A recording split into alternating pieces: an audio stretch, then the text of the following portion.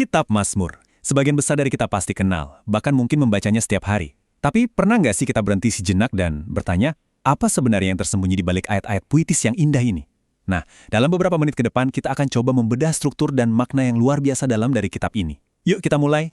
Kutipan ini benar-benar menangkap esensi kitab Mazmur. Ini tuh bukan sekedar buku nyanyian kuno, tapi cerminan lengkap dari semua emosi kita. Senang, sedih, marah, bahkan harapan. Ini adalah buku doa yang seolah-olah memberi suara pada setiap kondisi hati manusia, termasuk hati Anda dan saya. Oke, ini dia peta perjalanan kita. Kita bakal lihat identitasnya, siapa saja penulisnya, strukturnya yang super jenius, keindahan puisinya, berbagai macam jenisnya, dan puncaknya yang abadi. Langsung aja kita masuk. Bagian 1. Anatomi jiwa. Jadi, apa sih sebenarnya identitas inti dari kitab Mazmur? Jawabannya ternyata ada di nama aslinya. Dalam bahasa Ibrani, kitab ini disebut Tehillim, yang artinya kitab puji-pujian. Nah, yang bikin menarik, lebih dari sepertiga isinya itu justru keluh kesah dan ratapan loh. Tapi kok namanya malah puji-pujian? Ini seakan-akan mengajarkan kita bahwa perjalanan iman, bahkan yang dimulai dari titik terendah sekalipun, pada akhirnya dirancang untuk membawa kita kepada pujian. Bagian 2. Para arsitek Mazmur. Siapa sih sebenarnya yang menulis mahakarya ini? Nah, ada satu kesalahpahaman umum yang kayaknya perlu kita luruskan. Pertanyaannya simpel. Siapa yang nulis kitab Mazmur? Kalau ditanya, mungkin sebagian besar dari kita langsung jawab, Raja Daud. Tapi apa benar cuma dia? Jawabannya, ternyata bukan cuma Daud. Meskipun dia kontributor utama, sang pemazmur yang manis dari Israel, dia sama sekali nggak sendirian.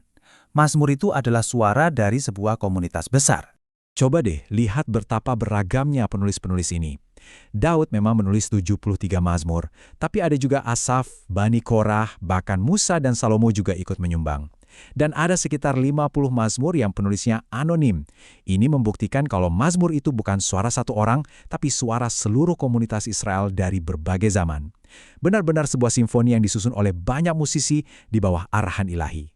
Nah, ada satu cerita yang keren banget di sini, yaitu kisah Bani Korah. Mereka ini keturunan Korah yang dulu pernah memberontak melawan Musa.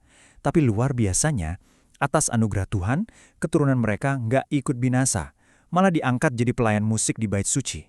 Transformasi mereka dari keluarga pemberontak jadi penulis Mazmur kerinduan yang indah seperti Mazmur 42, itu seperti Injil dalam versi mini. Keren banget. Bagian 3. Taurat dalam doa. Sekarang kita masuk ke salah satu penemuan struktural paling menakjubkan dari kitab ini. Sesuatu yang sering banget kita lewatkan. 5. Angka ini adalah kuncinya. Kunci untuk membuka arsitektur agung dari kitab Mazmur. Maksudnya apa sih? Dan ini dia momen ahanya. Kitab Mazmur itu sengaja dibagi menjadi 5 jilid. Dan ini secara luar biasa mencerminkan kelima kitab Taurat Musa. Coba bayangkan begini, kalau Taurat itu firman Tuhan kepada manusia, maka Mazmur adalah respons doa manusia kepada firman itu. Polanya jelas banget.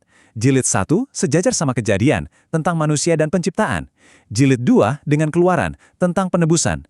Jilid 3 dengan Imamat, tentang ibadah. Terus begitu, sampai jilid V dengan Ulangan, yang puncaknya tentang firman Tuhan dan pujian.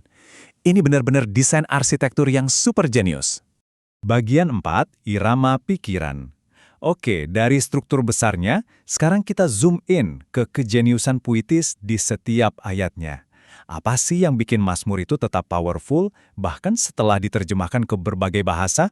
Jawabannya adalah paralelisme. Puisi Ibrani itu nggak fokus pada rima bunyi kayak pantun, tapi menciptakan irama gagasan. Jadi, baris kedua dalam satu ayat itu punya hubungan khusus dengan baris pertama. Inilah rahasianya kenapa kekuatan Mazmur nggak hilang waktu diterjemahkan. Jenis pertama namanya paralelisme sinonim. Di sini, baris kedua itu mengulang dan memperkuat gagasan baris pertama dengan kata-kata yang beda. Langit dipadankan dengan cakrawala, terus kemuliaan Allah dengan pekerjaan tangannya. Ini kayak kita mukul paku 2 kali, biar pesannya makin ancit. Yang kedua, paralelisme antitetik. Nah, yang ini pakai kontras untuk menajamkan sebuah poin. Jalan orang benar dipertentangan langsung dengan jalan orang fasik. Kontras tajam ini seolah memaksa kita untuk melihat dua realitas yang berbeda dan memilih, kita mau ikut jalan yang mana. Bagian 5. Nyanyian setiap musim. Bisa dibilang Mazmur itu menyediakan semacam playlist untuk setiap musim kehidupan kita. Ada lagu untuk setiap pengalaman manusia. Kalau kita coba petakan jenis-jenisnya, kita bakal nemuin sesuatu yang mengejutkan. Genre yang paling umum di kitab Mazmur itu ternyata bukan pujian loh, tapi justru ratapan yang mencakup lebih dari sepertiga isi kitab ini.